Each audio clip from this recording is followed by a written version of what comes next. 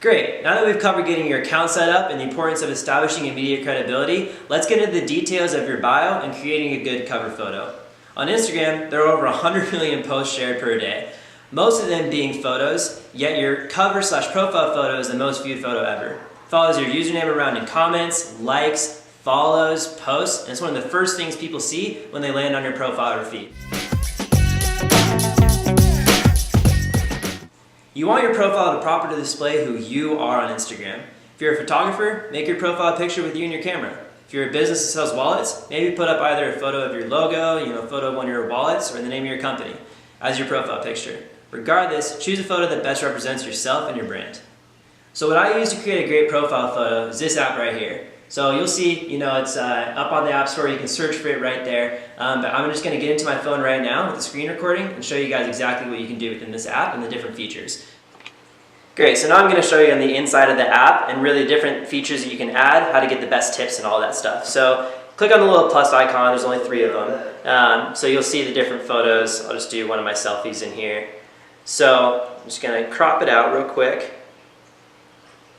Right here. It's really not the best. I'm doing this kind of quick, guys, but while it's loading, a couple different things, a couple of tips that can really help out with this is, going in here and adding an orange ring. So what this does, and you'll see adding the orange ring right about there, it looks like about orange. So you can change the vibrance, all that stuff, the thickness of it, keep it right about there, right in the beginning, that second notch. That really will help you get better conversions on the back end, on Instagram. That makes it look like you have a story, going, an Instagram story, and it just kind of helps make your profile photo pop a little bit. Not a lot of people have it to add that unique touch, and although it may seem small, it actually is a pretty big, thing that can help increase your conversions. So the next thing, you can obviously play around in here, get the text and stuff like that, light leaks, all that fun stuff. But a couple more things that can really help you get the best conversions is adding a little blue check mark. You'll see it on the bottom there. Obviously this is a different story one as well right next to it. But you'll see the verified badge right there. You can change the opacity of it, all that good stuff. But that's going to help you establish immediate credibility. Doesn't hurt to have it at all. But that's obviously a great option to add in there. And then the last thing is having a vibrant and colorful photo. So this one, you'll see it's a little bit vibrant with the light leaks and all of that. And you're going to want to choose your profile photo a little bit more carefully, obviously. But having that vibrant and colorful photo will really help you get the best results and have it bring more attention to your profile photo that's seen so much on the platform. So now that you've seen all of that, I'm going to show you some great examples of some other stuff on Instagram, profile photos that really work well. So you can actually see it straight from the app here. So you come into here and you'll see some unique examples. Obviously this one isn't colorful and bright or vibrant, but this really gives you a good example of how you can create something simple. And if your branding is a little bit more dark, you don't have to be colorful and vibrant, so that really does help on this one. Couple different ones in here. I'm just showing you guys some random examples of what could look good, and really all of these work, so it's up to you to really choose what feed works best for you, what style works best for you. But these are really some great examples, and let's get into the next step.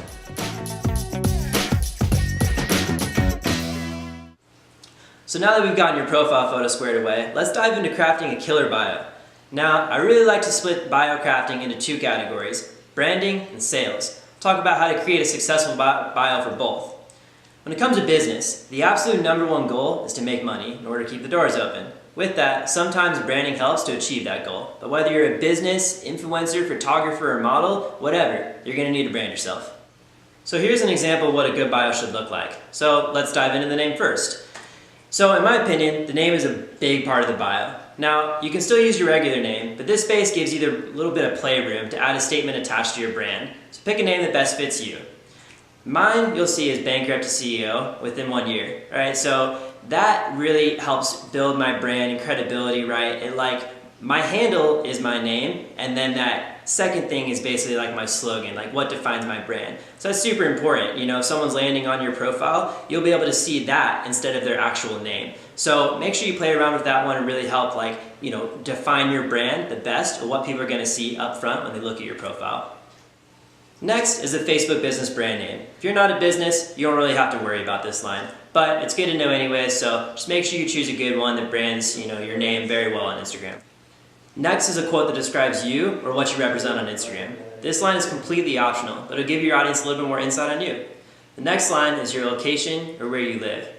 There's a lot of people who think that this is irrelevant to add to your bio, but this is such a crucial aspect for networking on Insta. If you're a model that lands on a photographer's page but doesn't say where he or she is from in the bio, she wouldn't reach out. Of course, there are plenty of other benefits for networking, but keeping your location in your bio is so important, and don't forget that crucial piece.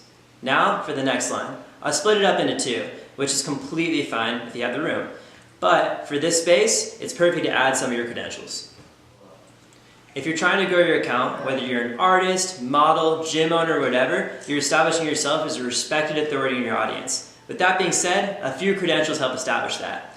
You can put anything. If you don't feel like you've done anything like super impressive or anything like that, don't worry about it, dude. You'll be completely fine. Just put something that you're aiming for, such as if you're a photographer, putting something like world's best photographer of 2020.